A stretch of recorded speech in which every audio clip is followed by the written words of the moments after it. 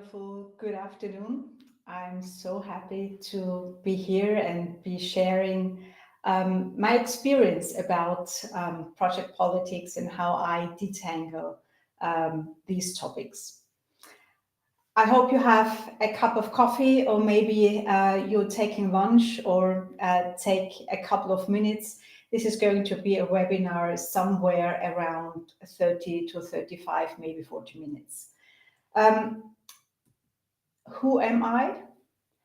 I'm Ines Kaps. I'm a project and program manager with 23 years of experience of global and international projects. And I'm currently launching, actually yesterday was the launch day, opening my doors for my Passion to Projects Academy. Why am I doing this? I love projects, and I think I'm really good at managing difficult projects. Anything that is tricky and difficult and where there are a lot of conflicts. And I see that project managers really drive business success. So as a project manager, you're responsible to deliver on business benefit realizations. And you do learn a lot in different trainings, and you do learn a lot along the way when it comes to project management, work breakdown structures, agiles or scrum meetings, so different types of techniques how to run a project. But when it comes to really the global ones, or the complex and difficult ones, there are skills you need in order to really manage them well. And this is a lot about communication, conflict management, managing stakeholders, and also being aware of your own reputation. And I see, and I've experienced myself, that managing difficult stakeholders, managing politics is hard for everyone. And it is particularly hard for women, not only in corporate or male-dominated environments, because we have not learned how to behave in a political environment. And we need to learn this. And this is the reason why I really am passionate about managing and sharing my knowledge in this project for Passion for Projects Academy. But let's dive into the reason why you probably joined this webinar. So I would like to share my experience and guide you through how to detangle this fluffy word, or this also negative word of politics, influence, but basically it's relationship management. So what are project politics? How do we analyze the people involved? How do we analyze the power structure in a project? What are possible strategies that you can use to analyze and then manage these power structures? And then at the end, as it's launch week for me, I would like to share my project Passion for Projects Academy, the offer for project excellence coaching. And yeah, if it's interesting for you, I would be delighted if you joined. So imagine you are in a global project, and I was in a very large international pharmaceutical industry, in an international project where I was a young project manager. I was in my early 30s, and the goal or the task I had was implementing a new financial system, a new system for integrated budgeting and integrated financial planning. The setup was the company was in France, in Nice, and I'm Austrian, and I was employed by an Austrian company.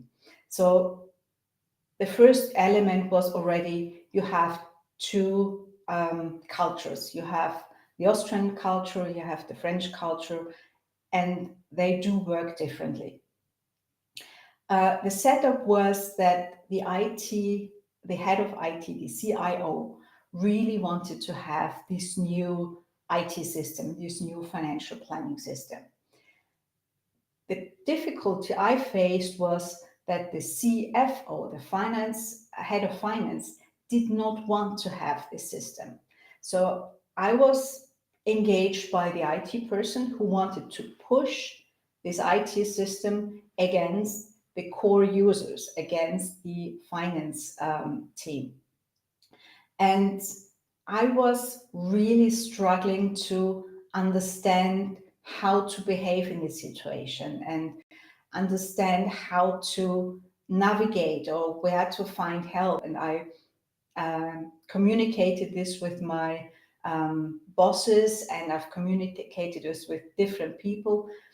But it seemed, well, their answer was that's part of the job, that's part of project management, that's politics. There is nothing you can really do, and you need to live with it. For me, it was extremely difficult because there was a lot of pressure, and the CFO at one point in time really screamed at me, and it was, for me, very disturbing. And on the way home, I also cried because I was really not, I wasn't frustrated, that's the wrong word, but it was painful, and I was really feeling all the pressure, and I didn't know what to do. And I've never had a client shouting me down. So this was a very, very difficult project for me. The second situation where I was already a bit more experienced was in a engineering environment where I had to present a project proposal. So there was an approval committee, and in order to get a new budget for a project, a large global project, you had to prepare a business case and present the business case in this committee. And if the committee approved, then you could move on with the project. And in this committee, also quite a large one, there were a lot of discussions. People were for this project, other people were against this project. And I prepared the presentation, and I also in the end wrote the summary of this meeting. And I also wrote down that there were different views on the project, positive, negative, people for the project and people against the project. And by writing down the sentence that some departments were against the project, this completely backfired. Because in the situation, in this meeting, everyone saw and also experienced that these people were against the project. So it was obvious and everyone saw it. But my mistake was by writing it down into an official document. And even though it was obvious and everyone experienced it, and people afterwards also said, Ines, we saw it and you're absolutely right, but I cannot write it down because then it has a different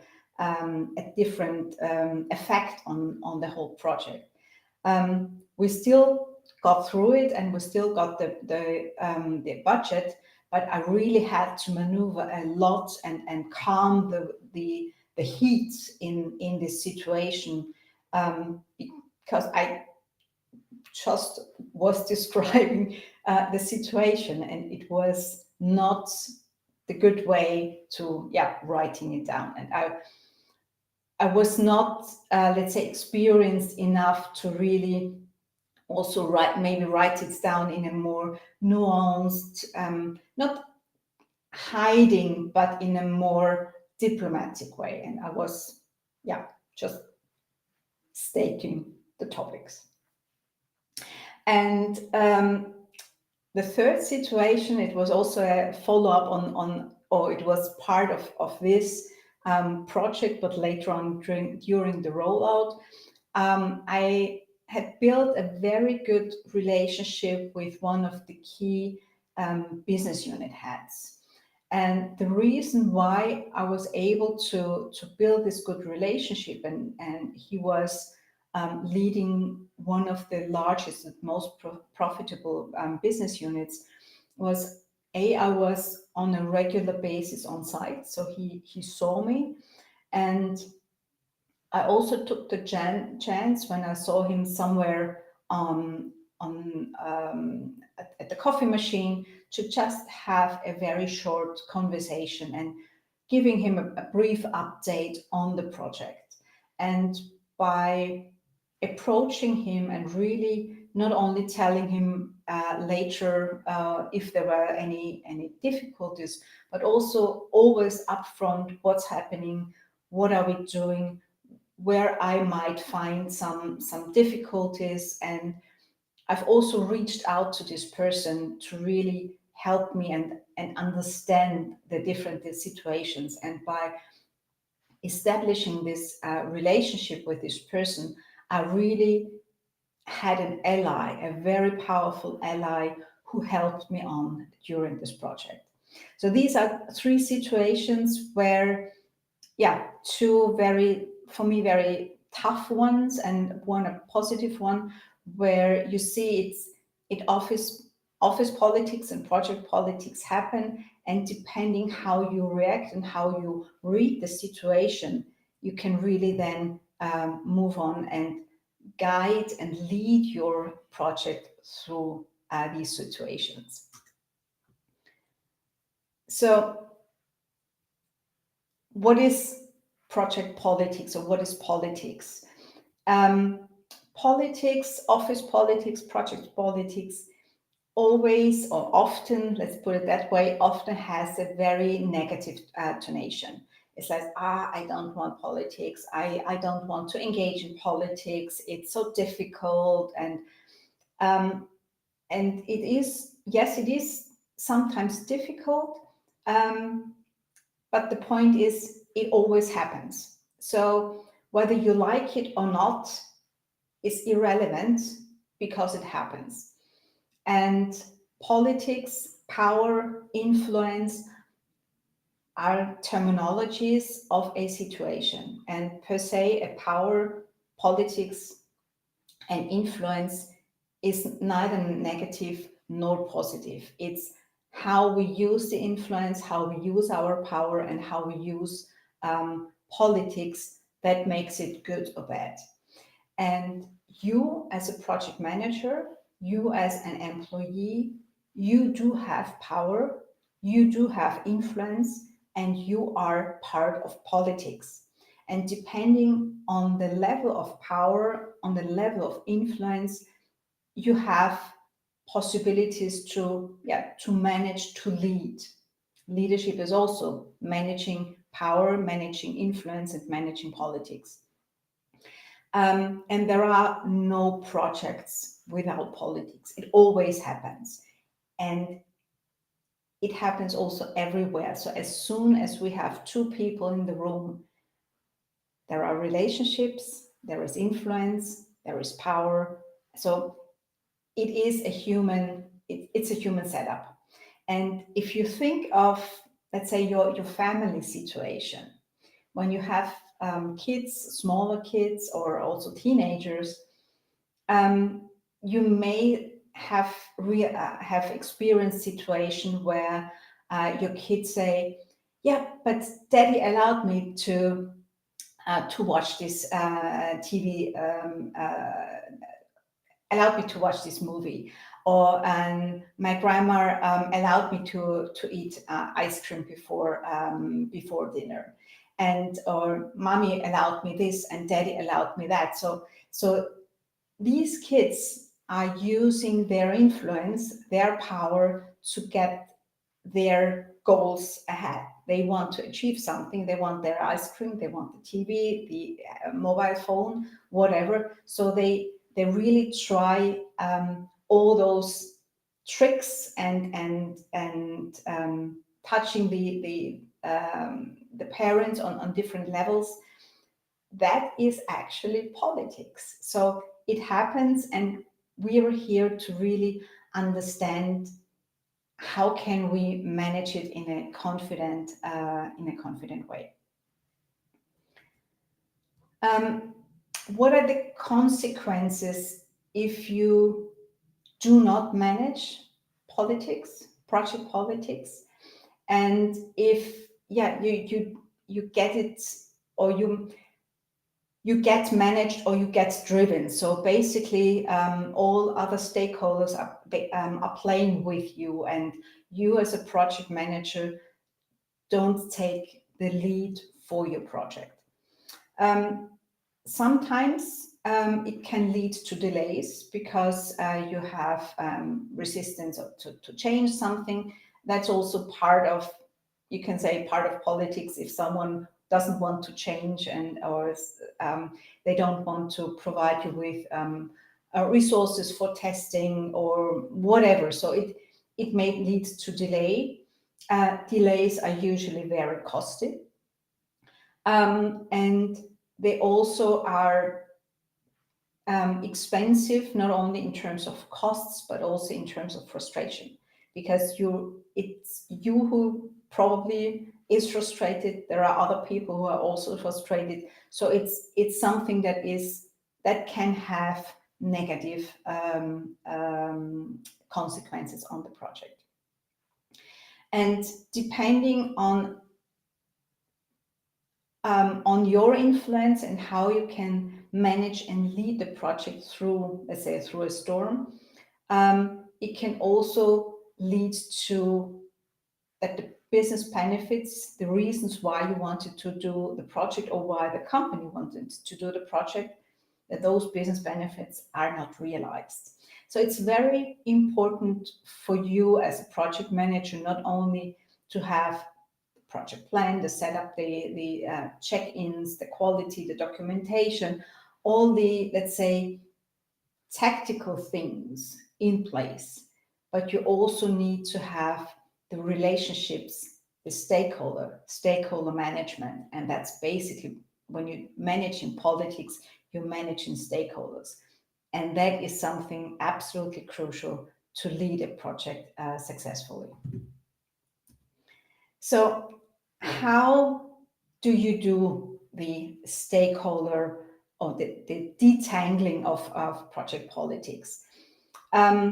It's the start is with stakeholder analysis, and the very obvious one is listing all the stakeholders you can think of, identify whether they are internal or external, whether they are direct or indirect stakeholders.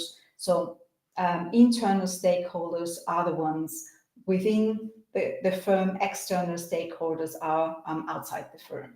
Internals could be employees, workers' councils, the management. Externals like subcontractors, authorities, suppliers. Direct and indirect, usually it's direct, is the ones who are directly influenced and affected by the project, or you could also say who have somewhere a financial link. So employees will receive salaries, subcontractors will receive the payment when they deliver, and indirect may not have this financial link, and it could be authorities or the wider public. So that is a very, I wouldn't say a fast analysis, but these are the analysis that you already know. The second step, and this is where I go way deeper, and it is profiling the key stakeholders. And what do I mean by profiling is really identifying who is, in your view, who are the most important people, who are the most important players in the context of the project, and then analyzing as much as possible and collecting information about these people. So one element would be understanding their roles and responsibilities. So are they head of IT? Are they is this your sponsor? Is it the head of the key department who will use a solution? So it really depends who are the key stakeholders, and it might be some quality person who needs to approve something, or a marketing person who needs to deliver something. So it you know in your project who are the most critical people. And by understanding their role and responsibility, you also understand and try to understand what is their goal. So usually they also have annual goals and annual targets they need to achieve, and if they achieve these targets, they then get a bonus. And everyone is also, or most, not everyone, but most people are driven and want to get their bonus, their end year results. And if you understand what their end year results and their targets are, you can also understand your project is either paying into these annual results and these targets. So if they work with you, they will more likely achieve their targets. Or if they work with you, they will probably not achieve their targets. And this is a very important information to really understand why are they for your project, or why are they against or neutral. So it's really this element is what is their, let's say, business goal. The second step is their career and achievements or career and ambitions. So where do they come from, and where do they want to go? So it might be someone who is 20 years in the company, or someone who is only 1 year or already only 6 months in the company, and who wants to prove themselves, or for when they're 20 or 25 years in the company and only have 1 more year until they are retired. That's a completely different dynamic in terms of how they will engage in this project. So if someone is basically next to, or has only 1 year until their retirement, maybe they want an easy life. And if someone just joined the company and wants to prove themselves, maybe these are the ones who really say, okay, let's rock and roll. How can we be successful? And this is also very important information to understand. The third element is the communication style. So some people are very details driven, and some people are more high level. And depending on the level or their communication style, how they want to receive information, this will then help you to understand how you communicate to them.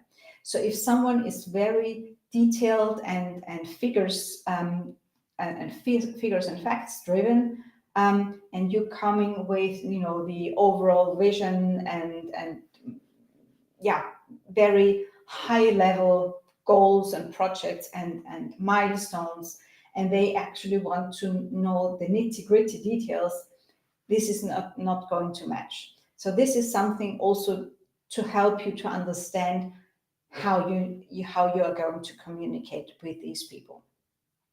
The fourth element is then the networking aspect. So if you look at the key players in your projects, where is their network? So where do they have relationships, and where do they have allies? Where do they have conflicts? And this is a very good information to really understand the project structure, the power structure, the power network, not only within your company, within your project, but also within the setup of the company. And this information is not on LinkedIn, and probably also not on the intranet. And you do receive this information, or you can get this information by talking to people and asking questions. I mean, it's not about asking questions, do you know who has conflict with this person? But it's maybe more subtle conversation is, and or maybe having a coffee with this person and trying to understand what their pain point is and where they struggle. And with having these conversations, you really get a lot of background knowledge on where they have good relationships and where they have maybe weaker relationships. And what is also helpful to establish communication, to establish a relationship, is maybe to have a little bit of personal background. Do they have kids? Do they like to ski? Are they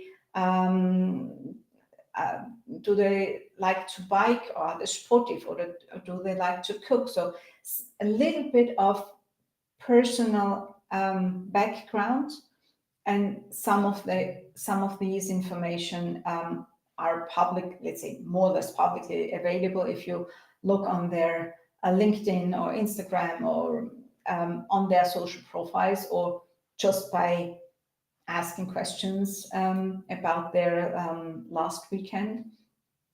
The reason for this is, if you find similarities, you have an easy hook to start a conversation. So when someone, for instance, really likes to go for bike rides, for mountain bike rides, and you like to go for a mountain bike ride as well, you instantly have a connection, and you can talk about mountain bikes, or very great tours that you did. So it's an easy way for you to start a conversation and to get to know, build relationship and get to know each other. So it's not about, let's say, stalking people, but it's really to understand the people as detailed as possible. And I always try to use, let's say, the shoe, or say, use my shoes. And the image could be, if you were to walk in the shoes of this person, how would this feel for you? So, and it's not only metaphorically, but to really try to sit and walk in their shoes. So if they have tight shoes, or stress with other projects, or very high targets, you would probably feel under pressure as well. Or it's really trying to imagine you being in their position, in their role. How would you feel? How would you react in these different situations? And by really trying to use their shoes and walk in their shoes, you will really get a good understanding of who these people are. This analysis, profiling, takes time. It's nothing that happens overnight or in, let's say, 2 hours. It's usually collecting information over a period of time. And if you are already on the projects, maybe it's a 1 or 2 years project, and you are on the project for the first 2 or 3 months, you already get some information, and you can do quite some research on the intranet, also on LinkedIn, or having conversation with people you trust, and really try to collect this information. If you are writing it down, be aware that your profile that you're creating, or the document and the profiling that you're doing, this is a highly confidential information. And maybe when you're saying, well, they are under pressure here, they have this characteristic, they are very loud, they are very nervous. So really trying to grasp and analyze this person for yourself, for the purpose of you leading the project. This is highly confidential, and maybe other people will disagree and will not want this to be somewhere stored or published in writing. So if you're doing this, make sure that this document is in your safe space and not publicly available. So now you have the profiles of your key and most important stakeholders. Let's see how we then draw the web. And this is something that you can also, put really on paper, and maybe draw on a physical paper. When you put your project in the middle and say that's you or that is the project, where do you see the key players towards this project? Are they rather close to the project? Are they rather far away? And that is not a scientific analysis. This is your impression, and you can discuss this with your circle of trust, with people you trust, where you say, okay, I think the CIO is the sponsor of the project. He is obviously close to the project. He wants the project to succeed. And he has a positive relationship and positive relationship towards the project.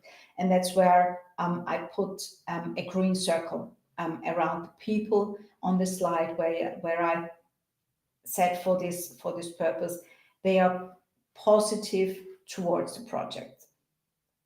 And then there are people who are not supportive of the project, and I put a red circle around the people who are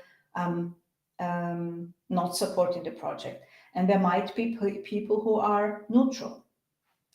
And the important part here is to really understand who is rather close to the project, who is supporting, and who is not supporting.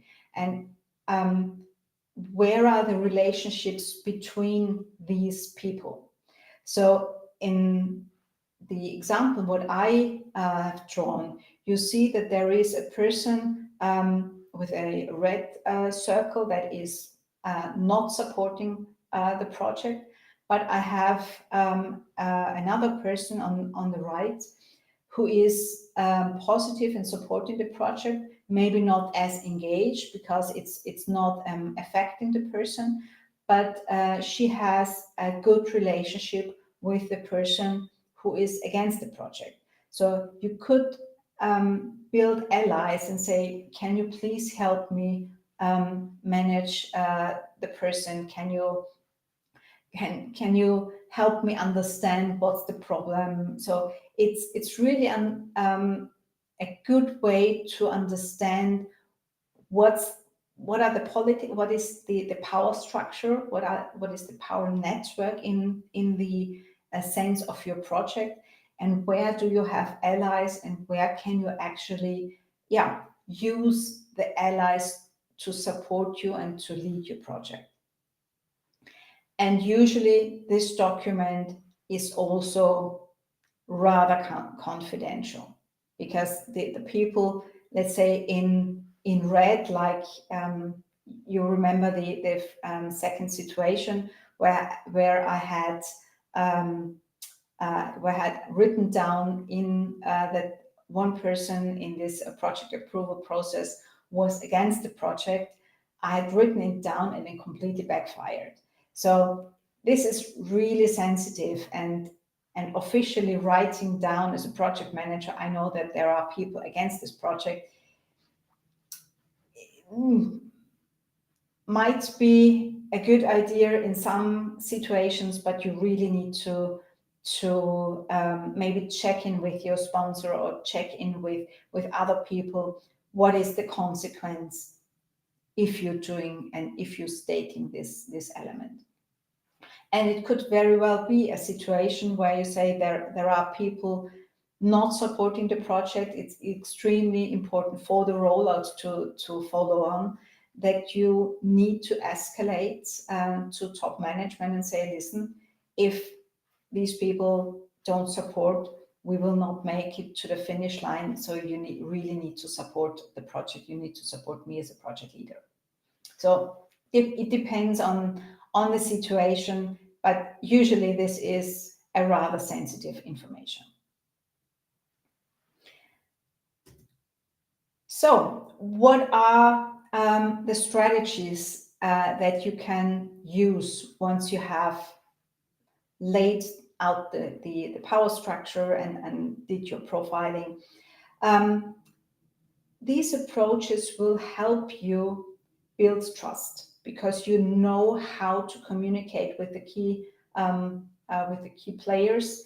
You have probably identified the people who support you, who support the project, not only the sponsor, but your allies that you have in the company. And it will help you to establish your network. So maybe you understand that there is a person who is supporting the project, but you don't have a relationship to this person yet. You haven't spoken to this person. And it is a way where I say, actually, I need to have a relationship with this person. I need to build trust. I need to, engage with this person. This doesn't mean that you need to have a coffee with everyone in this circle every week, but is establishing and building a relationship is not a one-time engagement. It is something that you need to build over time, and that is time and energy investment that you do as a project leader. And it will help you to understand who can you ask for support, because there are allies, there are people who are supporting you, who want that you and the project succeed, and you then know how to ask for support and see the benefits and the mutual respect and the mutual benefits for this project. So I hope that this approach helps you to understand and detangle the project. And this stakeholder management and communication and conflict management is one of the power skills that you have as a project manager, and that are essential in particular when you have not only complex projects in terms of the content, but complex in terms of the setup, of the cultures, of the stakeholders.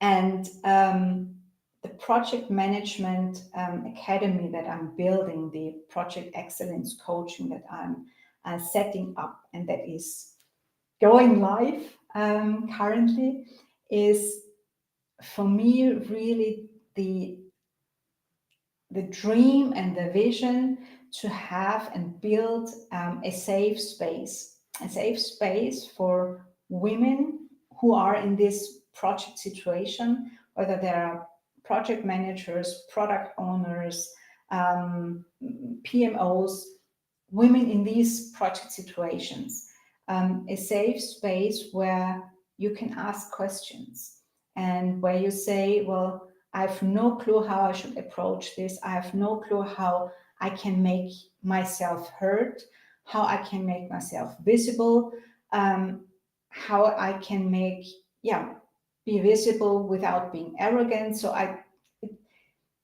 there are situations where women struggle more, and I've had this in my experience, and I've with a lot of conversations, yeah, I've seen that there is an opportunity for me to really create the safe space. The safe space is not only here to ask questions, but it is also here to test things out. So basically, if you say, I have a very difficult conversation next week, the idea is that we have role plays where you try the situation, try to really run through, be the person, and someone else will play, let's say, the counterpart, so that you experience the conversations one time, multiple times, as often as you want, so that you are building your confidence and building the skills to really have those critical conversations. And I think that this is something that I've experienced in, yeah, along my career in communication trainings, back when I was at Winterheller Software, and also in during my MBA or during negotiation training. So these type of role plays are really very powerful and very effective. Um, my dream is to build a community of women in project management who not only support each other, but also who network with each other. So along the building of this community, I hope that we also support each other in our next career steps. Um, the coaching approach is weekly coaching calls, so weekly group coaching calls, where you can ask questions and where we discuss and really go through the topics just as I did previously, so that you feel more, you grow as a project manager, you develop as a project leader, and you know that you can ask your questions without losing your face or without having a negative impact on your career or whatever. It's just really a safe space to get support, to get encouragement, and also to share your successes. um, The weekly coaching will be recorded, it will be subscribed.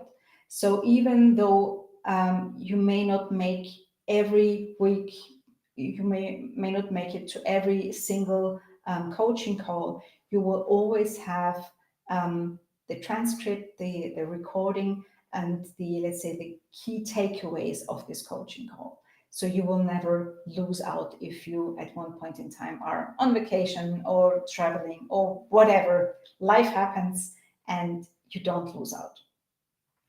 And what I'm also building is monthly deeper dives. And monthly deep dives means that I'm taking on and I will be joined by international experts on not only on consulting and project management, but also on communication. And yeah, we'll see. I know I have a fantastic network with really incredible people. So this is something where I'm also really excited about, to have those international experts on a monthly basis as part of this academy. What is the, let's say, the content that will be part or will be that I will be coaching you on? Today we've touched on stakeholder management and office politics or project politics. There will be more discussions, deep dives about business case management. So how do you not only identify the business case, but really showcase and communicate the business case and the business benefits to the different stakeholders, so that you are successful as a project manager to deliver on the business benefits. It's about role and reputation. So what is your reputation as a project manager? Your reputation towards the key stakeholders, your project team, different scenarios, and probably you need to have different or slightly different reputations. And reputation management is slightly different than brand management. It's not your personal brand. Some elements are related to the personal brands, like your values, but it's really the implementation. So what type of reputation do you need for the management? What type of reputation do you need to the people who are, let's say, not supporting the project? What type of reputation do you need towards your project team? And how do you achieve this in order to be successful? We will have a lot of topics about building your confidence, getting clear about your strengths and your values. As we discussed already, communication and politics is absolutely crucial and always happening. And basically, the fifth element is managing conflicts and managing change. And these are also things that we can learn and actually practice in those role plays. How do I go into a conflict? How do I manage a conflict? How do I resolve a conflict? And what is happening now? So this was the content of my Project Excellence Academy. And now I'm launching a founding member launch. And founding member launch means I have my concepts in place, I have the ideas in place, I have a lot of things in place, but I have never done it before. So this is the first round of the Passion for Projects Academy, the first round of the coaching experience. And that's why it is founding member. So everyone who is joining is going to be a founding member, helping me to get those concepts on the road. And what I longing for is the feedback, are the ideas that I have in my head, do you understand me? Do you understand what I'm talking about? Is it valuable to you? Or maybe you need something completely different, and I don't know that you need something completely different. So the founding members are the ones who help me get this ball rolling, help me to become successful, and help me to really establish the Passion for Projects Academy. And because you're a founding member, the price is very attractive. It's 49 euros per month plus tax, or 499 euros per year plus tax. If you take the monthly approach, you can cancel on a monthly basis. If you take the annual approach, you can cancel on an annual basis. Once you start, or if you start as a founding member, you will have this price forever. The next public launch, the big launch, where everything is ready to rock and roll, will be in September with a different price. So the doors are open, but I'm closing the doors for the founding member launch on the 13th of June 2024. If you want to join, send me an email and I will send you the information and the payment link. And I'm super excited to get this ball rolling. I've already corporates who want me to create this program for them as well. So let's see how it will go, and I'm super excited and thankful that you watched this webinar. I hope it was valuable for you. And if you have any questions, any further remarks, ping me or send me an email. I wish you an amazing rest of the day, and I hope to see you in the A Passion for Projects Academy. Take care.